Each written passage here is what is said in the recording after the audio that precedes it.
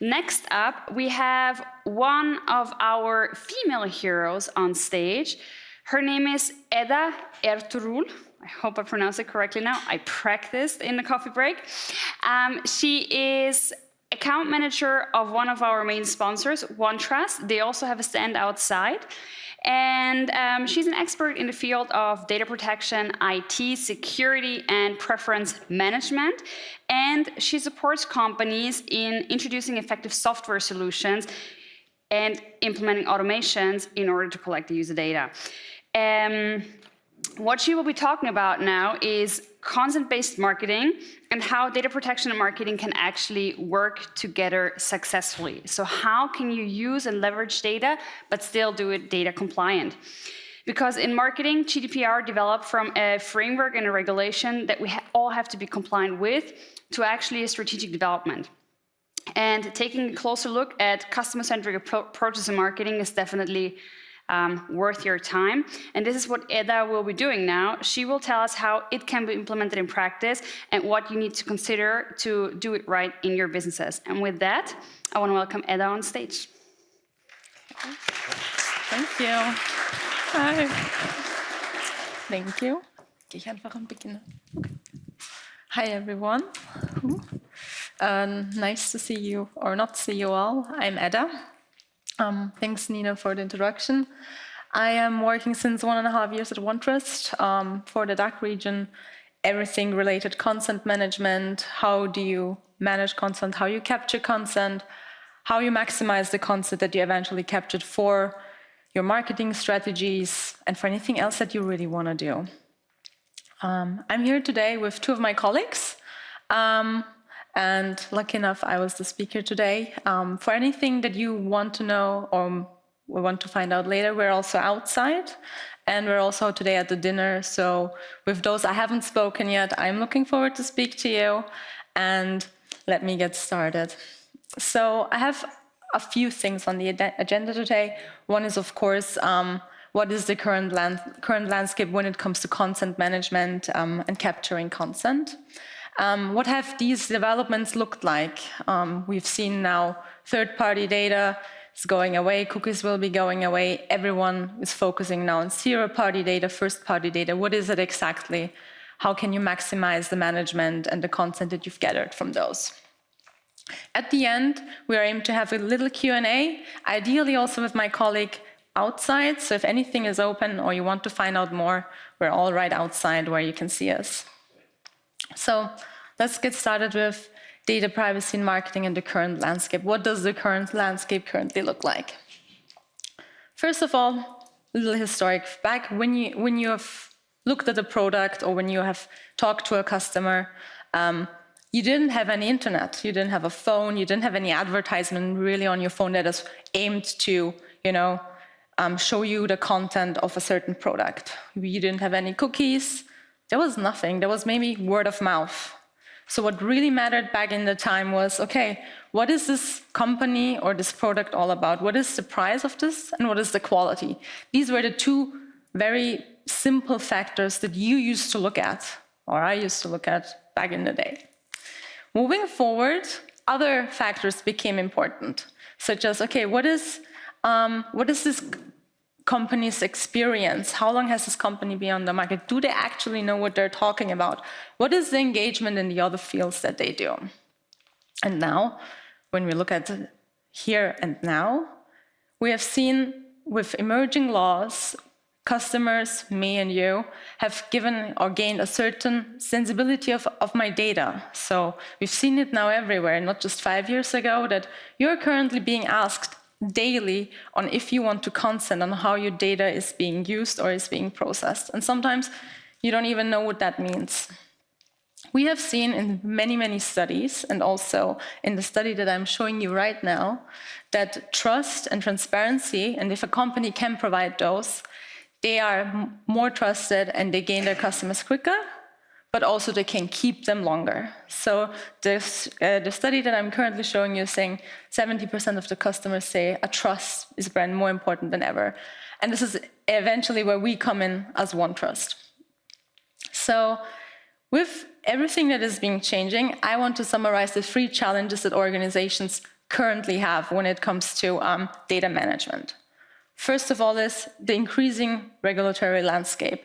It is not just the GDPR. Globally, we have seen dozens of data laws emerging, dozens of regulations that tell you how to manage data, how to capture data, when is something legally processed correctly, when is something captured in a compliant way, is it kept long enough, what is the data retention to keep sensitive personal data, what is the data retention to keep other sorts of data, and are you actually keeping the data that you've consented to keep? I may have given my consent that I like female sunglasses, but not maybe in what kind of healthcare products I'm interested in. So you really have to stay on top of your privacy management program. The impact that this has on organizations is also, yes, we all know what the GDPR says, but what does that look like in practice? What does it look like on my everyday, daily marketing schemes? That's one aspect of it. The other thing is, with those regulatory landscape, everything around has begun to adapt to these landscapes. So we now have Facebook, Twitter, Google. All these technologies have emerged that, also want your data. So what is now happening is, if you want to personalize or if you want to capture certain data, you want to have a look on how this is being done. And ideally, also as a growing business, you want to look at it from a perspective of, from a proactive perspective. So you don't want to chase the regulations, you actually want to keep on top of them. And the third one is awareness. Something I just mentioned recently. Now suddenly your stakeholders are interested in that you do things in a compliant way. You are, as a customer, interested into knowing how that looks like. So, in a summary, there are a lot of things actually changing on your day-to-day business that you want to consider. So, privacy and customer experiences, try to go to a different route. You have here your privacy regulations telling you what you need to comply with, what you need to be looking out for. And at the same time, you want to ensure the best possible customer experience. So how will that work if you have all these things in a way holding you back or wanting the attention to, develop your privacy program? So what is becoming more and more important and more is first-party and zero-party data. Data that me and you need to actually consent on. You need that click, you need that very firm act of consent that you want to keep and that you want to use. In order to do so and in order to really get that consent, you have to be a trusted brand. There's no way around it anymore. And that's not just with the study that I've just shown, dozens of studies show it. So, and on the other hand, from a marketing perspective, because now you have the privacy team that you want to be compliant with, but also from a marketing perspective, you want to target the right audience, the right customers. There's no way, you don't want to waste your time targeting someone who's absolutely not showing any interest of buying. So, one too much.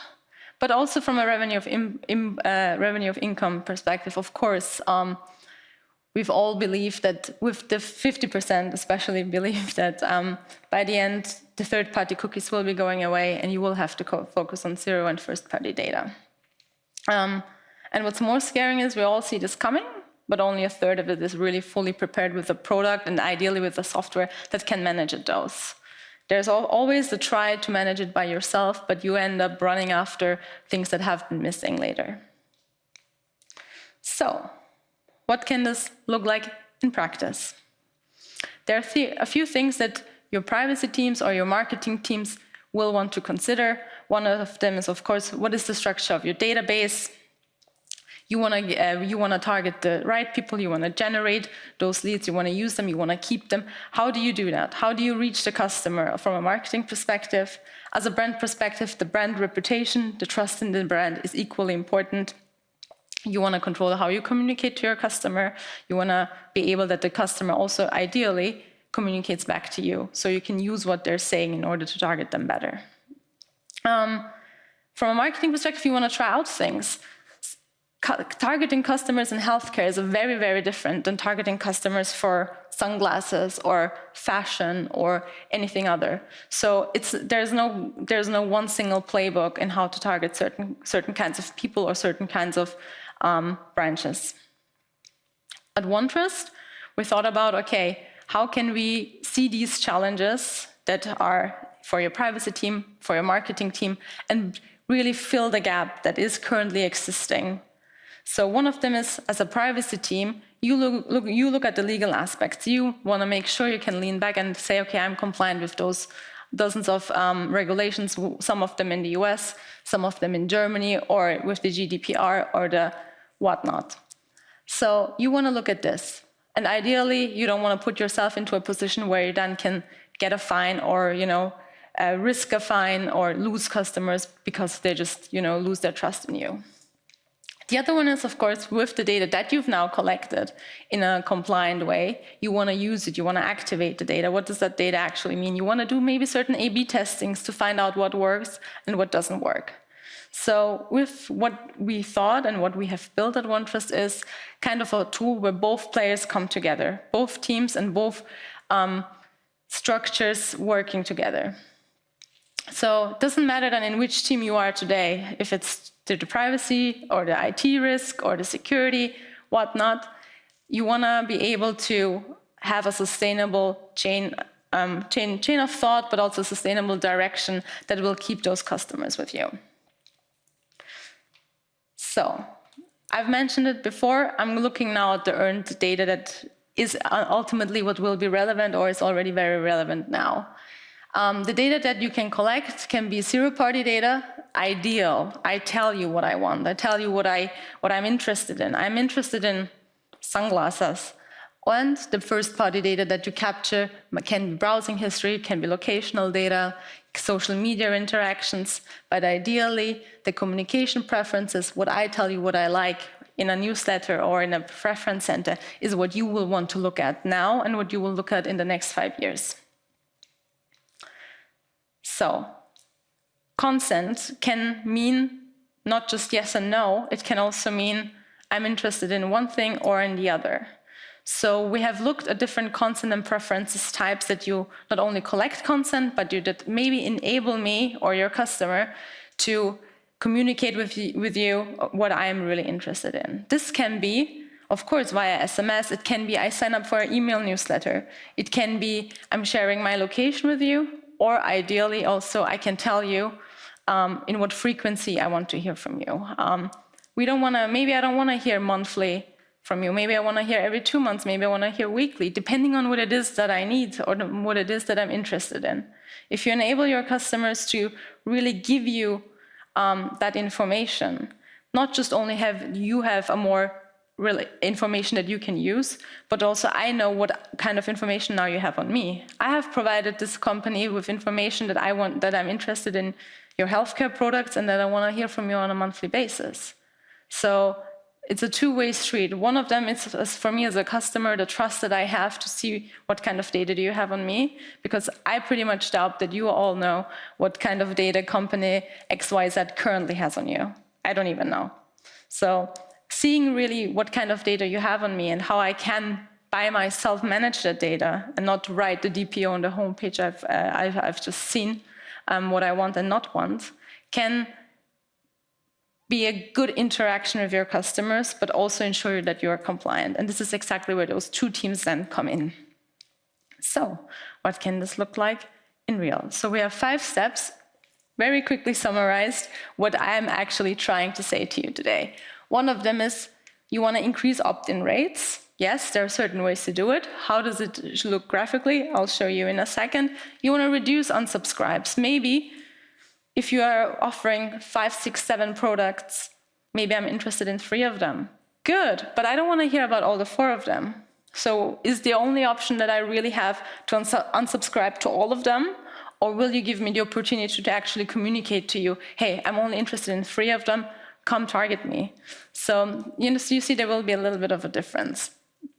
The other thing is, of course, with that, marketing knows way better what to do, knows way better how to target, knows way better how to communicate to the customer, and then, develop their marketing strategies also in all the fields. And the last 4 steps is then really, for the legal team or for the compliance team to ensure that they've done everything right, and then ideally for the customer perspective that they have done the trust. So those 4 steps are actually an ongoing journey. So, as an example on what this can look like, we've all seen it before, but what does it actually look when I talk about consent? The first is, okay, I come onto a web page, I see, do I consent to your cookies? Yes, no, okay. But ideally, we call this at OneTrust collection points, data collection points, consent collection points. So what that consent is and for what it is used, you define it. You define it with your policies. Why do you want that? Why do you want exactly that kind of consent, and why do you want to use it for? We have our regulations. We have in Europe, and especially what we are all here for today is also the GDPR. We know when we can process personal data and whatnot, and we know, is it on legitimate basis? Is it the interest? Why do you need to process it? So ideally, first step is fine. With an anonymous cookie ID, you agree to certain tracking technologies or not. But it's not only just that. We all signed up for a newsletter before. I certainly have to get that 10% discount on my first purchase. But what happens is 2 weeks later, I get emails. This is new, this is new, this is new. We have an offer here, we have an offer there. So that's a different kind of marketing consent now that has been implemented or done by that marketing company as a strategy that I keep that company in mind, that I exactly know what's going on, and if I want to buy more, ideally. So another consent, another purpose defined by you. The other one would then be what we call preference center, is that I can manage these preferences. The GDPR is very clear. The way you collect consent and the flexibility you give that customer, should be exactly the way that the customer manages this consent. If I can give consent easily, I should be also able to withdraw it easily. So what can this preference center look like? We have it, of course, first with a cookie, with the cookie preference center, where you see what kind of categories you have, you opt in, you opt out, but ideally you manage your consent. Moving forward, so this can look like in a web form, on a mobile app maybe, you name it, depending on what you use, but in most cases it's a website. It can then look like this. I'm volunteering maybe at an NGO to participate in an event, or I want to know more. This is exactly what we've all seen before. It's nothing new, but only now that I can have options. And with the options that I give and with the options that I agree to be targeted with, these are the options that will be shown in my preference center to manage later. So, another example, if you're interested in a certain product, you let us know in what product you're interested in. From a marketing perspective, it's definitely quality over quantity. And from a legal perspective, what are the things that you need to consider? So depending on the regulation or in the country you're operating in, you want to, and you need to tell your customer, okay, wait a second, Edda has consented 3 months ago to this kind of consent or to this kind of purpose that we've just defined. Okay, if I want to see now the data you have on me, you need to tell me, and I need to know, what have you communicated to me at that time? Maybe you change your policies, which I'm sure you do, but maybe 3 months ago you had a different policy than you had now. It doesn't matter. I need to know what I have consented to at that time.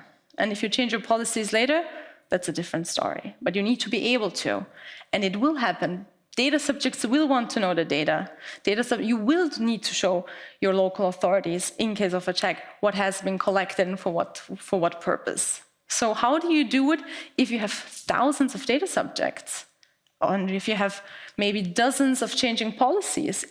So it sounds like an easy job, but it is actually not that easy to manage all in one place. You might have tool A, you have tool B, you have tool C, and maybe I've done a click or I consented something that is relevant for tool A, but maybe also for tool C. So you go around looking on where's my data. But in one tool, you can manage it all together. And this is exactly what I will try to show you. That's another example on what it can look like. Of course, ideally what is happening now is personalization. You have all the information on that one person, the name, where is that person located, what is this person interested in. But at the back, you have different things collected. Different things collected in one platform. with OneTrust ideally, and you see then that whatever you've collected now for the purpose that you've defined is now being automatically in a single second communicated then to your other tools. Also, if you want to gather this information back, you can also do it within seconds with us. So you look at it, okay, and you say, okay, and on those 5 different tools, this is all kind of data that I have. And you're staying on top of your data governance program, on top of your constant collection points, and not behind if someone asks. So, what would happen if you suddenly can't use 80% of the data then that you have? So within one tool, you have kind of one truth, you go back to it and you show it with them within minutes, seconds, with nothing else that you would need if you now go and look at all these tools all together. This is probably the most important slide because this one summarizes all I have, and I have a few minutes left, is the constant management slide where you then see the data collection points up there. These are the points where you collect data, and below the preference center where your customer can interact with you, your marketing team, and also give that consent, withdraw that consent, adapt the consent, etc. Everything that comes into the OneTrust platform where you then see, okay, exactly on a legal perspective what you need to show, but also for your marketing strategies, you can perform A/B testings with us. You can see, okay, what worked in which way, what did I show to my customer, what did the customer agree to, and this can then be furthermore communicated to all your marketing tools. It's pretty exciting. So I know I talk very fast, and if there are any questions, as I said, my colleagues and I will be outside, but bear in mind that we'd love to show you more for sure, and it is actually very exciting once you get a touch of it. So thank you for listening. For any questions, please outside, and thank you for listening. It was really fun.